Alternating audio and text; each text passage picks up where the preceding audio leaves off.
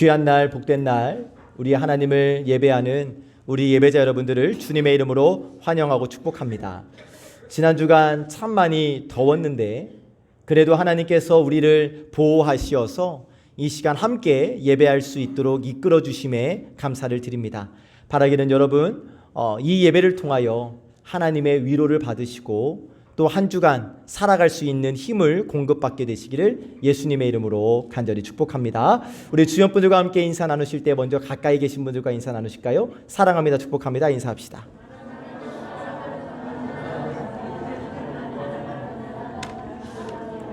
멀리 계신 분들과 인사합시다. 사랑합니다, 축복합니다. 더워서 이제 목소리도 안 내세요. 사랑합니다, 축복합니다. 감사합니다. 요즘 주일 예배를 통해서 또 출애굽기 수요 예배, 출애굽기 강해 설교를 통해서 또 아침 기도회를 통해서 하나님께서 우리 교회를 향하신 말씀을 계속해서 주고 계십니다.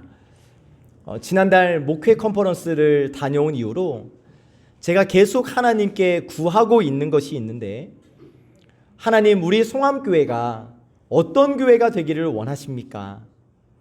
우리 송암교회를 향하신 하나님의 뜻과 하나님의 방향을 가르쳐 주십시오 라고 계속 구하고 있습니다.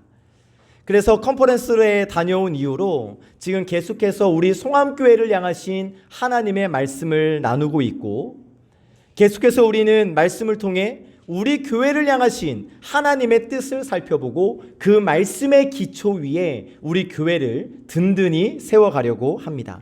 오늘 또 다음 주도 몇 주 동안 우리 교회를 향하신 하나님의 뜻, 하나님의 계획, 하나님의 말씀을 받으면서 하나님께서 원하시는 교회를 우리도 함께 꿈꾸고 또 꿈꾸는 것으로 그치지 않고 하나님께서 원하시는 교회를 우리가 함께 세워가게 되기를 간절히 원합니다.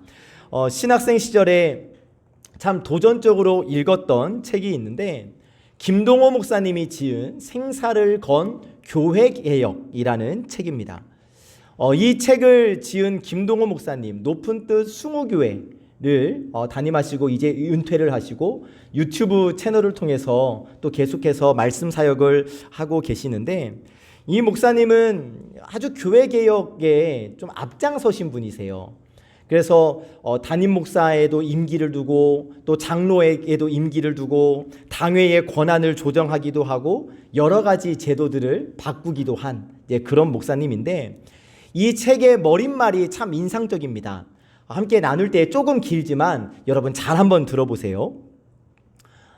좋은 교인이란 예수 믿는 맛을 아는 사람을 의미하는 것이고, 다시 여러분, 좋은 교인이란 예수 믿는 맛을 아는 사람을 의미하는 것이고, 좋은 교회란 그런 좋은 교인들이 많이 있는 교회를 의미한다. 사탄은 우리가 좋은 교인이 되지 못하게 하고 우리들이 섬기는 교회를 좋지 못한 교회가 되게 하려고 끊임없이 노력하고 있다. 사탄이 그와 같은 뜻을 펴기 위해 쓰는 전략 중에 하나가 교회에 예수 믿는 맛 외에 인간적인 맛과 세상적인 맛을 들여와 교인들로 그 맛에 눈멀게 하는 것이다. 사탄의 이와 같은 전략 때문에 교회 안에는 예수 믿는 맛 외에도 많은 인간적이고도 세상적인 맛들이 많아지게 되었다. 처음에는 모르고 그 맛을 보았지만 그것은 마약과 같아서 자기도 모르는 사이에 그 맛에 중독이 되어 이제는 인간적인 맛, 세상적인 맛 때문에 교회를 다니는 사람들이 많아지게 되었다. 그와 같은 현상이 나타나면서부터 교회는 힘을 잃고 정체하기 시작했으며 급속히 퇴보의 비탈길로 미끄러져 내려가게 되었다. 지금 우리 한국교회는 그동안 달려왔던 탄력으로 달려가고 있다. 그 탄력이 다하기 전에 정신을 차리고 개혁을 해야만 한다. 그리고 다시 힘있게 달려가야 한다. 20년 전의 글인데 오늘날에도 유효합니다. 저는 이 말에 동의를 합니다. 오늘날에도 사탄은 우리로 하여금 예수 믿는 맛을 아는 좋은 교인이 되지 못하게 하고, 그래서 우리 교회가 좋지 못한 교회가 되게 하려고 끊임없이 노력을 하고 있어요. 사탄은 어찌하든지 주님의 뜻과 계획을 방해하려는 목적으로 주님의 성도들을 변질시키려고 노력하고, 사역자들을 변질시키려고 노력하고, 주님의 몸인 교회를 변질시키려고 노력을 하고 있습니다. 교회 안에 들어와서는 안 될 세상적인 맛을 계속 집어넣습니다. 물질적인 맛을 집어넣습니다. 이러한 사탄의 전략은 오늘날에도 계속되고 있어요. 예수님 당시에도 사탄은 교회를 변질시키려고 난리 법석을 부렸습니다. 13절과 14절을 보면 당시의 교회 상황을 이렇게 묘사하고 있는데, 제가 읽어봅니다. 유대인의 유월절에 가까운지라 예수께서 예루살렘으로 올라가셨더니 성전 안에서 소와 양과 비둘기 파는 사람들과 돈 바꾸는 사람들이 앉아 있는 것을 보시고. 아멘. 자, 예수님 당시에 큰 문제 중에 하나는 교회 문제, 성전 문제였어요. 그 당시의 성전은 더럽혀질 대로 더럽혀져 있었습니다. 얼마나 교회가 변질되고 얼마나 교회가 타락했는지 비즈니스를 하는 장소가 되어버렸어요. 자, 유대인의 최대 명절이라 할 수 있는 이 유월절이 되면 전 세계에 흩어져 있었던 100만, 200만의 유대 성도들이 예루살렘 성전에 몰려와서 하나님께 제사를 드렸는데, 아무나 성전에 들어갈 수 있는 것은 아니었어요. 성전세, 세금, 성전에 바치는 세금을 내야 성전 안으로 들어갈 수가 있었습니다. 그런데 문제가 있었는데, 당시 통용되었던 로마 제국에서 사용했던 돈 드라크마로는 성전세를 낼 수가 없었던 거예요. 왜냐하면 로마 제국의 화폐에는 로마의 황제 가이사의 얼굴이 그려져 있기 때문에. 아니, 성전세를 세상의 왕이 그려져 있는 돈으로 낸다고? 이것을 용납할 수 없었던 거예요. 그래서 성전은, 유대교는 세겔이라는 화폐를 만듭니다. 그래서 성전세를 낼 때 드라크마를 세겔로 바꾸어서 성전세를 내었던 거예요. 자, 그런데 문제가 뭐였냐면, 이 드라크마를 성전 화폐인 세겔로 바꿀 때에 설정해 놓았던 1대1로 교환하는 것이 아니라 꼭 몇 프로 수수료를 붙여서 교환한 거예요. 예를 들어서 어제 기준으로 우리나라 돈 1379원을 내야 1달러로 바꿀 수가 있는 겁니다. 이게 정해졌던 환율이에요.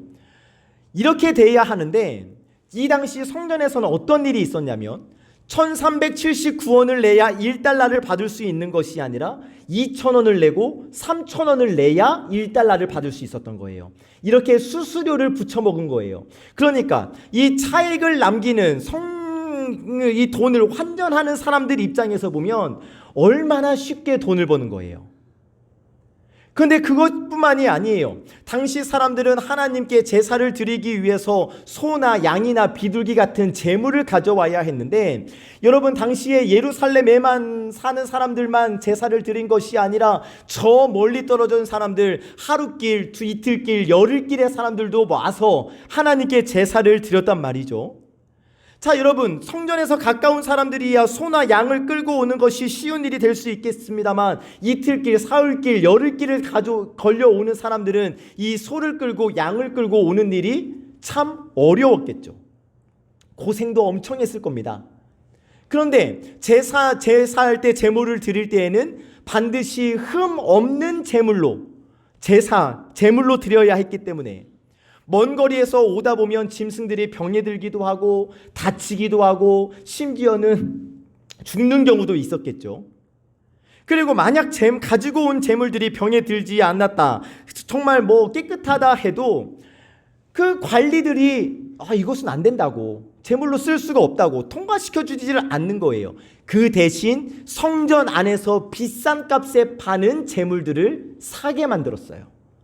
그래서 당시 기록에 의하면 심한 경우에는 성전 밖에서 사는 값에 16배의 값을 붙여서 이 재물들을 팔아버렸어요. 자, 이렇게 유대 종교 지도자들이 부패할 대로 부패했고 하나님의 전인 성전이 세상의 시장바닥처럼 더럽혀졌습니다. 그런데 이러한 상황 가운데 예수님께서 성전으로 들어가셔요. 자, 예수님께서 성전에 들어가서 보시니까 참된 예배자는 없고 장사하는 사람들만 가득한 거예요. 거기에는 하나님께 드려질 제물이 있는 것이 아니라 판매용 소, 판매용 양만 우글거리는 거예요. 기도하는 소리가 들리는 것이 아니라 오세요 오세요 오세요 여기서 팝니다 막 이러한 상인들의 장사 소리가 가득한 거예요. 자, 그 모습을 보신 예수님이 어떻게 하시는가? 15절 말씀 함께 읽어봅시다. 15절입니다. 시작.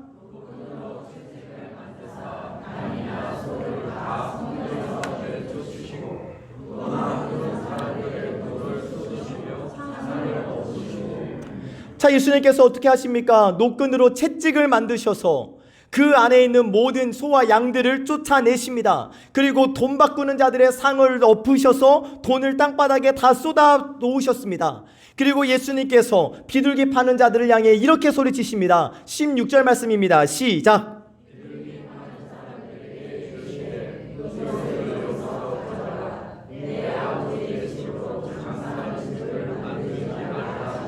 아멘. 이것을 여기서 가져가라. 내 아버지 집으로 장사하는 집을 만들지 말라. 다른 복음서에는 독사의 자식들아.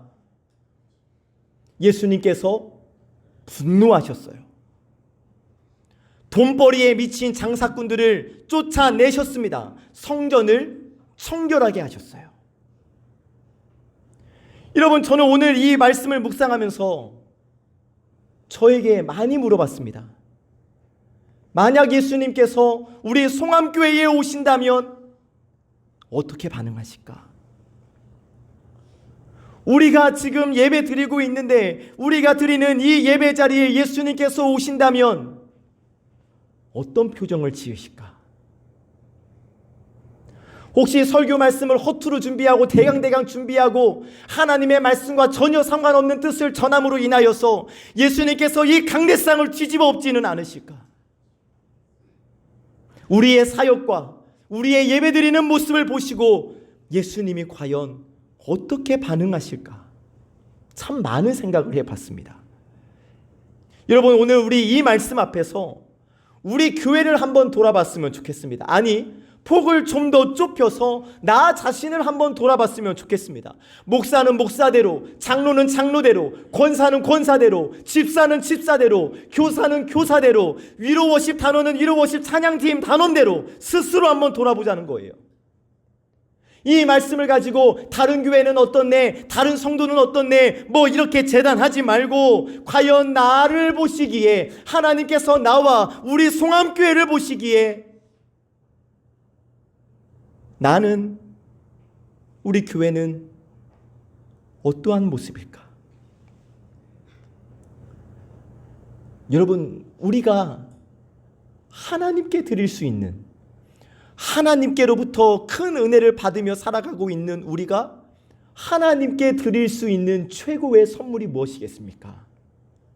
저는 우리 송암교회를 교회답게 세우는 일인 줄로 믿습니다.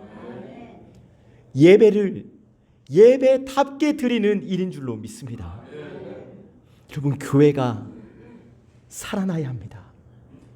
교회가 회복되어져야 합니다. 교회는 교회다워야 합니다. 어떠한 어려움이 뒤따른다 하여도 세상의 물결을 거슬러 오직 예수 위에 세워진, 오직 하나님을 믿는 믿음 위에 세워진 교회가 정말 건강한 교회고 하나님께서 꿈꾸시는 교회인 줄로 믿습니다. 2010년 정도로 기억하는데 전국에서 목사님들이 모여서 목회자 축구대회를 해요. 제가 보기에는 조금 이렇게 왜소하고 운동은 되게 못하게 생겼잖아요. 근데 저 운동 꽤 잘합니다. 그래서 경기 노회에 있을 때 경기 노회 대표로 축구 대회에 나갔다가 그만 상대 다른 목사님에게 발을 심하게 채여서 인대가 좀 늘어났던 적이 있었어요. 그때 그 한 물리치료사 선생님이 이런 얘기를 하셨습니다. 인대 같은 경우는 물리치료도 중요하고 집에서 찜질하는 것도 중요한데 집에서 틈나는 대로 훈련을 하라는 거예요. 아프겠지만 계속해서 발목을 돌려줘야 한다는 거예요. 발 딛는 것도 힘들겠지만 그래도 발을 디뎌서 발목을 계속 돌리고 움직이라는 거예요. 치료를 위해서는 이 아픔이 있어도 계속 훈련을 해야 하는 거구나. 아프다고 해서 그냥 있으면 안 되는 거구나 는 것을 깨닫게 되었는데, 여러분, 이것은 우리 사는 세상에서나 교회에서도 똑같이 적용되는 겁니다. 여러분, 좋은 게 좋은 거지 뭐. 지금까지 이렇게 해왔어도 아무런 문제도 없었는데 뭐. 이렇게 놔두면 나중에는 도저히 고칠 수 없는 상태로까지 발전할 수 있게 되는 거예요. 고름이 썩어버리는 거예요. 그렇기 때문에 여러분, 고통과 아픔이 수반된다 할지라도 변화해야 하는 것이고 성숙해져야 하는 겁니다. 어떠한 어려움이 뒤따른다 하여도 우리 교회는 하나님께서 원하시는 교회, 하나님께서 꿈꾸시는 교회가 되어야 하는 겁니다. 그러면 하나님께서 원하시는 교회, 하나님께서 꿈꾸시는 교회, 하나님께서 기대하시는 교회는 어떠한 모습일까? 우리 송암교회가 교회다운 교회가 되기 위해서는 어떻게 해야 할까? 오늘 받은 말씀에 근거하여 우리가 함께 나누기를 원하는데요. 첫 번째 주시는 말씀, 희생이 있어야 한다고 말씀해 주십니다. 함께 읽어봅시다. 시작. 아멘. 희생이 있어야 한다. 교회를 교회답게 세우기 위해서는 희생이 있어야 한다라고 말씀하십니다. 여러분, 처음에 성전에서 소를 팔고 양을 팔고 비둘기를 팔고 드라크마를 세겔로 바꾸어주는 이 일은 처음에는 좋은 의도로 시작이 되었을 겁니다.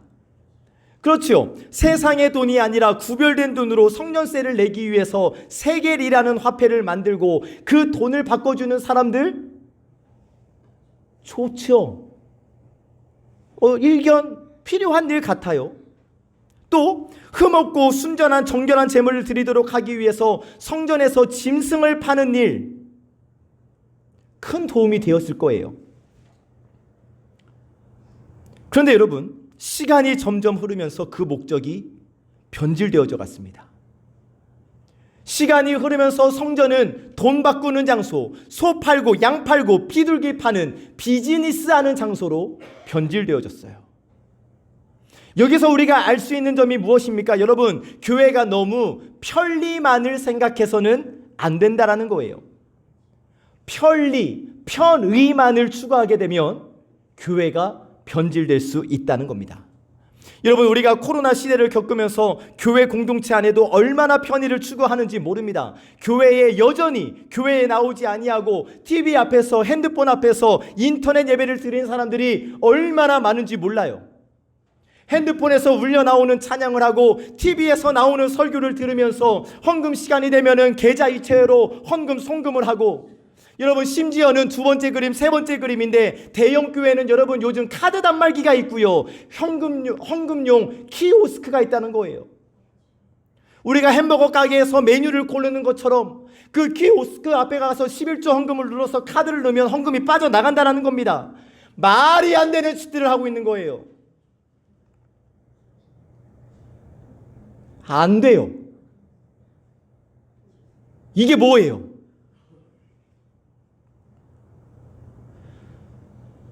우리 교회는 실시간 송출 절대 안 합니다. 하나님께서 허락하셔서 우리 교회 새롭게 건축한다 할지라도, 그래서 모든 영상 시스템이 제대로 갖춰진다 할지라도 저는 실시간 예배 송출 절대 안 할 거예요. 왜? 예배는 예배당에서 드리는 겁니다. 유튜브로 설교 영상을 보내드리는 것이야. 정말 몸이 아파서 못 나오시는 분들, 그리고 이 말씀을 통해서 계속 은혜를 공급받으시기를 원하시는 분들을 위해서 하는 것이지 이걸로 예배를 대신하십시오가 아닌 거예요. 헌금. 예전에 우리네 어르신들은 어떻게 했습니까? 다렸어요. 신권이 있으면 무조건 챙겨두셨습니다. 그런데 저는 여러분 이러한 것들 비성경적이라고 저는 생각합니다.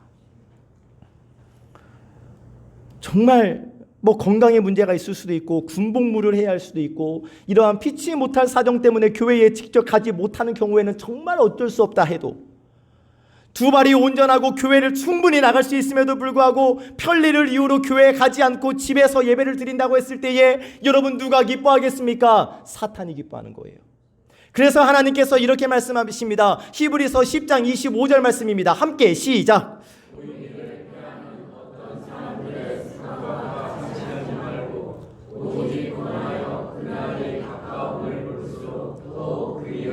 아멘. 하나님 뭐라 말씀하십니까? 모이기를 패하라고 하십니까? 아니면 모이기를 패하지 말라고 하십니까? 모이기를 패하지 말라. 모이라는 거예요. 말세일수록 모이라는 겁니다. 여러분 교회에서 모이는 것이 힘이 들 수도 있습니다. 예배 드리는 것이 귀찮을 수도 있습니다. 그러나 모여서 예배하는 것이 예배예요. 예배가 바로 희생입니다. 여러분 중국에도 교회가 있는데 중국 정부에서 인정한 산자교회가 있고 정부로부터 인정받지 못해서 처소교회, 지하에서 숨어서 예배하는 지하교회가 있어요. 그런데 이 지하교회의 현실은 신학 공부로 하지 않은 평신도들이 몇몇의 평신도들이 몇십 명, 몇백 명의 성도들을 이끌고 있다고 하는데 그래서 한국에서 정식으로 신학 공부를 하고 목사 안수를 받은 목사님이나 선교사님이 온다고 했을 때 그 말씀을 듣고 싶어서 멀리서도 찾아온다고 해요. 짧게는 대여섯 시간을 걸어서 길게는 기차 타고 하루 이틀의 시간을 걸려서 그 말씀 듣는 자리로 찾아온다라는 거예요. 그리고 예배를 드리는데 여러분 우리가 상상할 수 없을 만큼 뜨거운 예배를 드린다고 합니다. 그 예배 시간도 정말 길대요. 우리 한국교회 성도들은 설교가 조금만 길어지면 시계를 쳐다보고 한숨을 쉬고 오늘 목사님 왜 이렇게 길게 하시는가? 그런데 이들은 밤을 새워 예배한다는 거예요. 그런데 어떤 일이 일어나는가? 여러분 말씀을 한마디도 놓치지 않으려고 모든 성도들이 다 설교자를 뚫어지게 쳐다봅니다. 그리고 그렇게 말씀을 마치고 안수를 하면 그 자리에서 안진뱅이가 일어나고 귀신이 떠나가고 병든 사람들에게 치유의 역사가 일어난다고 해요. 왜요? 왜? 희생이 있기 때문이에요. 희생이 있기 때문에 말씀의 은혜를 경험하고 희생이 있기 때문에 주님의 기적을 체험하게 되는 겁니다.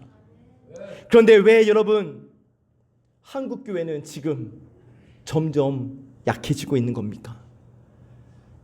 희생이 사라졌어요. 편리, 편의만 너무나 추구하고 있어요. 여러분 한국 교회가 정말 크게 부흥했을 때를 생각해 보시면 자동차가 없어도 새벽부터 걸어서 10리, 20리, 30리, 50리 길 마다하지 않고 예배당에 일찍부터 나와서 기도로 준비하며 예배에 최선을 다했었습니다. 에어컨이 없어도 더위를 무릅쓰고 히터가 없어도 추위를 무릅쓰고 모기에 물리면 모닥불을 피워가며 예배를 드렸어요. 그때 한국교회는 엄청난 은혜와 하늘의 복을 경험했었습니다. 여러분들이 어르신들이 여러분 그 증인들 아니겠습니까? 그런데 오늘날에는 어떻습니까? 날씨만 조금만 추워도 날씨만 조금만 더워도 교회에 나가지 않을 수 있는 좋은 이유가 생겼다며 교회에 나오지 않아요. 교회가 뭐 이렇게 덥게 해놨냐고, 교회가 뭐 이렇게 춥게 해놨냐고 불만과 원망을 내뱉습니다.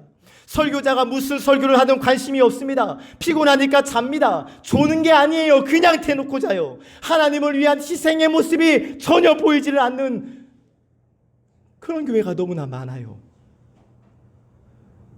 내가 놀고 가고 싶으면 놀러 가고 내 일정이 없으면 교회 나와서 예배하는 것이 오늘날 한국교회 성도들의 모습이라는 거예요. 누가 내 마음에 상처를 줘서 교회를 안 나가요. 시험에 들어서 교회를 안 나가요.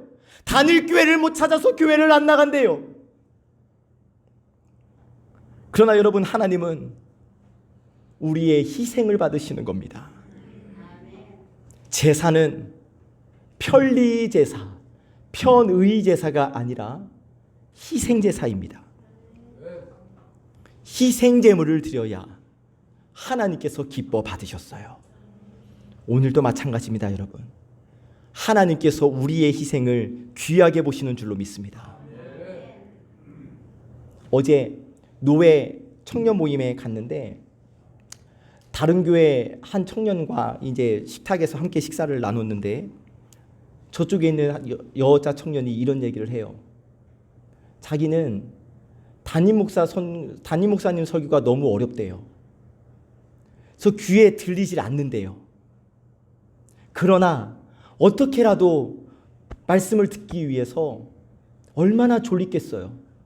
펜으로 자기 허벅지를 찌르면서 설교를 듣는데요.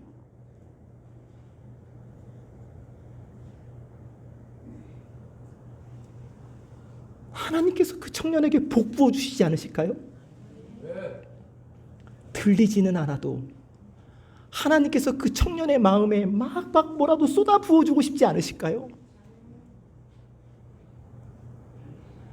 여러분, 하나님은 우리의 희생을 귀하게 보시는 줄로 믿습니다. 조금 불편할 수 있죠. 조금 어려울 수 있죠. 그러나 그 모든 과정이 다 예배가 되어질 때 하나님께서 우리 교회를 교회다운 교회로 세워주실 줄로 믿습니다. 두 번째 주시는 말씀, 기도 소리가 필요하다고 말씀하십니다. 함께 읽어봅시다. 시작. 아멘. 여러분, 예수님 당시 오늘 말씀 속에서 성전에서 가장 많이 울려 퍼졌던 소리가 어떤 소리였겠습니까? 골라 하면서 저기 재물보다 우리 재물이 더 좋다고, 저기보다 조금 싸게 주겠다고, 장사꾼들과 일반 백성들이 소나 양이나 비둘기를 앞에 두고 흥정하는 소리가 가득 찼지 않겠어요? 또 성전세를 받아서 그 돈통에 집어넣을 때 그 들리는 그 동전 소리가 성전에 울려 퍼지지 않았겠습니까? 그런데 여러분, 교회에서는 어떤 소리가 들려야 하는 겁니까? 기도 소리가 들려야 하지 않겠어요? 여러분, 교회에서 나무를 험담하는 소리가 들려야 하겠습니까? 여러분, 교회에서 갯돈 주고받는 소리가 들려야 하겠습니까? 교회에서 물건 주고파는 소리가 들려야 하겠습니까? 여러분, 실제로 한 교회에서는 이 갯돈 때문에 성도들끼리 멱살 잡고 싸우는 일이 일어났었어요. 제가 섬겼던 한 교회에서 한 전도사님은 성도들에게 다단계 영업 방식을 하다가 거의 쫓겨난 일도 있었어요. 여러분, 교회가 뭐 하는 교회예요? 교회에서 무슨 소리가 일어나야 합니까? 예수님의 말씀 직접 들어봅시다. 마가복음 11장 17절 말씀입니다. 시작.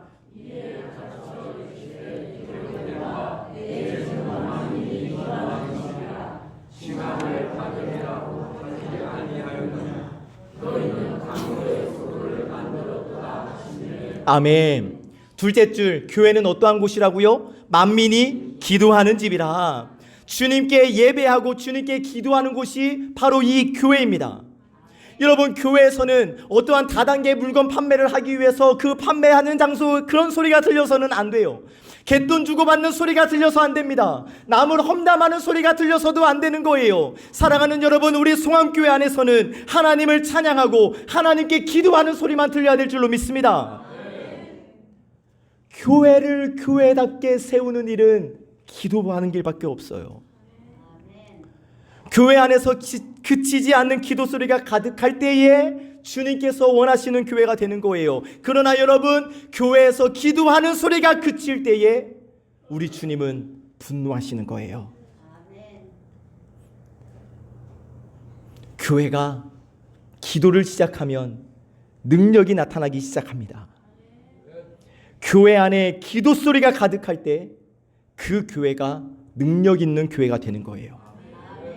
기도 소리가 끊이지 않는 교회가 이 세상과의 영적 싸움에서 승리할 수 있는 강력한 교회가 되는 거예요. 간절히 바라고 축복하기는 우리 송암교회에 기도하는 소리가 넘쳐나게 되기를 참 좋으신 예수님의 이름으로 간절히 축복합니다.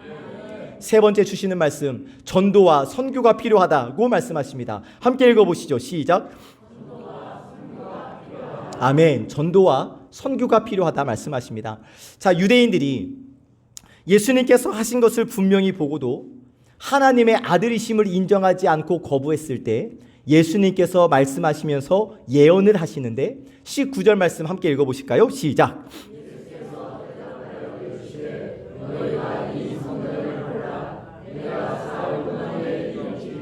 아멘. 여러분, 이스라엘 백성들이 가장 듣기 싫어하는 말씀을 하시는 거예요. 성전 파괴에 대한 예언. 이스라엘 백성들에게는 큰 아픔이 있고 상처가 있고 이미 성전을 이렇게 다른 나라에 의해서 파괴된 경험이 있기 때문에 성전을 너무 귀히 여겼단 말이죠. 그런데 예수님이 성전을 헐라고, 근데 그 성전을 예수님이 일으키시겠다고 말씀을 주셔요. 그런데 예수님께서 말씀하신 이 성전은 눈에 보이는 성전이 아니라 성전된 예수님 자신의 육체를 가리켜서 하신 말씀이죠. 그리고 예수님께서는 이 말씀대로 십자가에 달려 돌아가신 지 사흘 만에 부활하심으로 새로운 성전을 지으셨습니다. 망치와 못으로 어떠한 건물을 세우신 것이 아니라 예수님께서 성전을 세우셨다는 것은 신앙 공동체를 세우셨다는 거예요. 그리고 예수님께서 제자들에게 말씀하십니다. 오직 성령이 너희에게 임하시면 너희가 권능을 받고 예루살렘과 온 유대와 사마리아와 땅끝까지 이르러 내 증인이 되리라 말씀하시고 하늘로 승천하셨습니다. 그리고 이 주님의 말씀대로 제자들이 다락방에 모여서 기도할 때 그들에게 성령이 불같이 내려졌죠. 성령이 충만하게 임했습니다. 그리고 이 성령의 충만함이 이방인들에게도 임함으로 말미암아 하나님께서 이방인들도 하나님께서 거하시는 성전을 삼으셨어요. 그러니까 예수님은 처음부터 성전을 지으는 데에 목적을 주셨다는 거예요. 어떠한 성전? 눈에 보이는 건물이 아니라 예수 믿는 공동체, 예수님을 믿는 성전, 여러분 한 사람 한 사람을 세우기를 우리 예수님은 원하셨더라는 것이죠.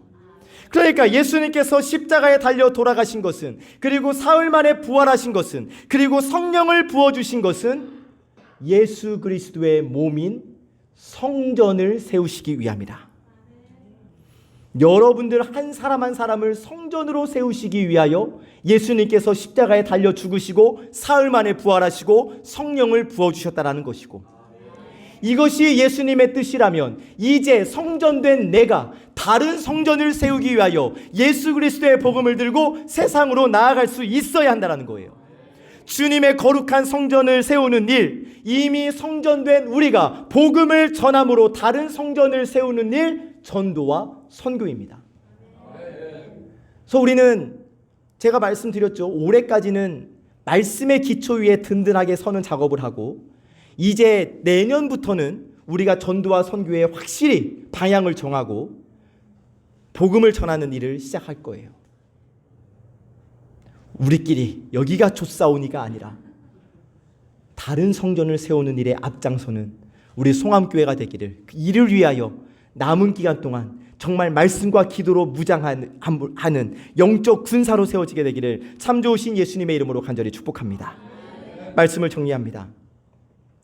오늘 우리는 우리 교회가 어떠한 교회가 되어야 하는지, 지금까지 잘해오셨지만 앞으로 어떠한 교회가 되어야 하는지 하나님께서 원하시는 그 교회의 말씀을 들었습니다. 희생이 있어야 합니다. 기도 소리가 끊이지 않아야 합니다. 전도와 선교가 필요합니다. 그러면 여러분, 이 일은 누가 하는 거예요? 목사님이 하세요. 저희는 바빠서요. 저희는 말씀을 몰라서요. 그러니까 목사님이 하시고 우리 대표로 장로님들까지만 하세요.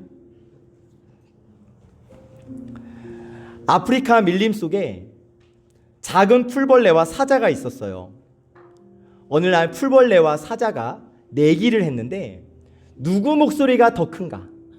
사자와 풀벌레가 목소리 크기 시합을 했어요. 사자가 얼마나 가소롭겠습니까? 그래서 보란듯이 큰 소리로 울부짖었습니다. 쩌렁쩌렁한 소리가 골짜기에 울려 퍼졌어요. 그러자 이에 질세라 풀벌레도 삐릭삐릭 울기 시작했습니다. 자, 이제 누구 목소리가 더 멀리까지 들렸는지 알아보기 위해서 골짜기를 하나 지나서 생쥐에게 물어봤어요. 사자 소리를 들었냐고? 들었대요. 풀벌레 소리를 들었냐고? 들었대요. 골짜기 하나를 더 넘었어요. 다람쥐에게 물어봅니다. 사자 소리를 들었냐고. 들은 것 같기도 하고 안 들은 것 같기도 하대요. 그러면 풀벌레 소리는 들었냐고. 들었대요. 마지막으로 언덕 하나를 더 넘어갔습니다. 사자 소리를 들었냐고. 못 들었대요. 그런데 삐릭삐릭하는 풀벌레 소리는 들었대요. 무엇을 가르쳐주고 있는 이야기인가? 여러분, 사자는 울부짖을 때 혼자서 울부짖었습니다. 그래서 골짜기 하나에는 크게 울려 퍼졌지만 온 밀림에 전달되기에는 부족했지요. 그런데 풀벌레는 한 마리가 삐릭삐릭 우니까 그 소리를 들은 옆에 있었던 골짜기의 풀벌레들이 다 죄다 삐릭삐릭 따라 울기 시작한 거예요.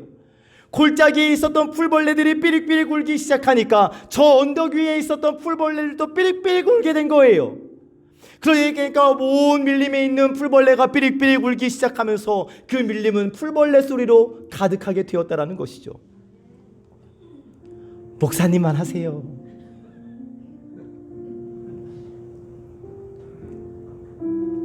여러분, 그냥 들으세요. 뭐 조금 웃자고 하는 얘기일 수도 있고, 저 좀 괜찮은 목사 같아요. 저 안 웃는 분들은 동의하지 못한다는 거죠. 정말 여러분, 몸과 영혼을 갈아 넣는다는 심정입니다. 가족들에게 미안할 정도로. 그런데 여러분, 저 혼자 백날 울부짖어 봤자 안 돼요. 바라기는 여러분, 우리 모두가 작은 소리라도 내는 풀벌레가 되기를 주님의 이름으로 간절히 축복합니다.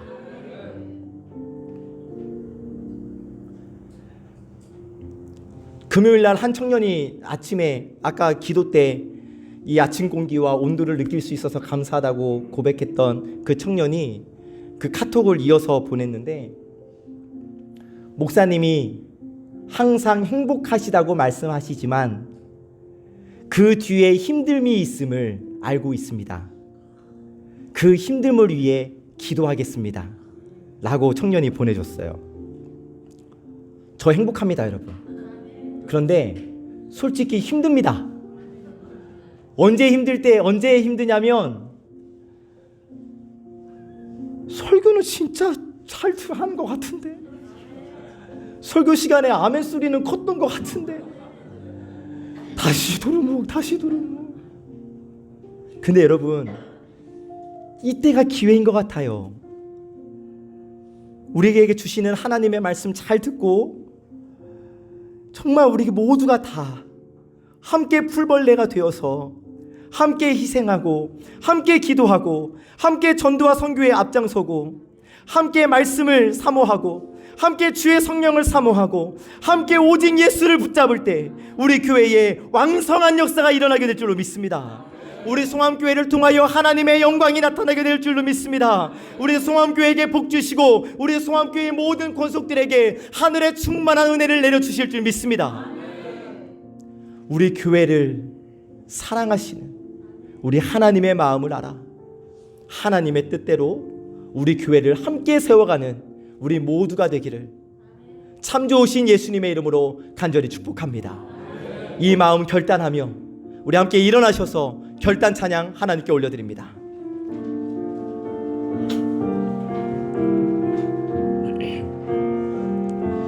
진정한 예배가 숨쉬는 교회, 주님이 주인 되시는 교회, 믿음의 기도가 쌓이는 교회, 최고의 찬양을 드리는 교회, 말씀이 살아 움직이는 교회, 성도의 사랑이 넘치는 교회, 섬김과 헌신이 기쁨이 되어 열매 맺는 아름다운 교회, 주님의 마음 닮아서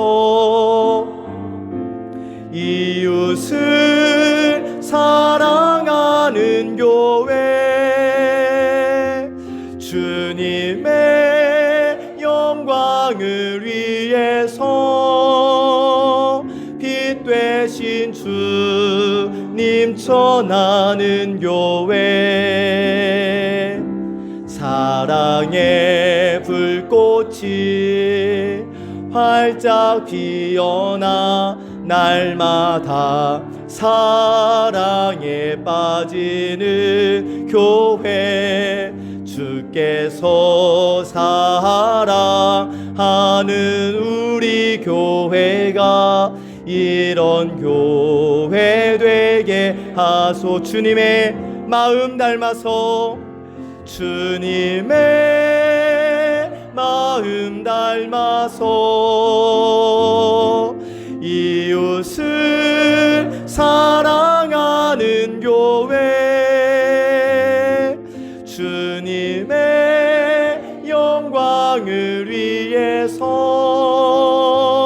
빛 되신 주님 전하는 교회, 사랑의 불꽃이 활짝 피어나 날마다 사랑에 빠지는 교회, 주께서 사랑하는 우리 교회가 이런 교회 되게 주께서 사랑하는 송암교회가, 주께서 사랑하는 송암교회가 이런 교회 되게 하소서. 기도합니다. 하나님 감사합니다. 우리 송암교회를 향하신 하나님의 꿈을 말씀하여 주시니 하나님께서 원하시는 교회를 꿈꾸게 하시니 감사합니다. 하나님, 간절히 기도하옵기는 하나님과 저희가 만나는 이 자리, 주님의 처소, 주님의 성전 우리 송암교회를 하나님의 뜻으로 인도하여 주시옵소서. 우리 송암교회가 하나님의 뜻을 이루는 교회 될 수 있도록 우리 서로 희생하며 예배하게 하시고, 우리 송암교회에서 기도의 소리가 끊이지 아니하게 하시며, 우리끼리 성전되고 우리끼리 은혜 받는 것으로 그치지 말고 전도와 선교에도 힘을 내는 우리 송암교회 되게 하여 주옵소서. 이 일에 우리 함께 한 마음으로 걸어가게 하시사 우리 모든 성도가 하나님께서 원하시는 송암교회를 세우는 일에 쓰임받게 하여 주시옵소서.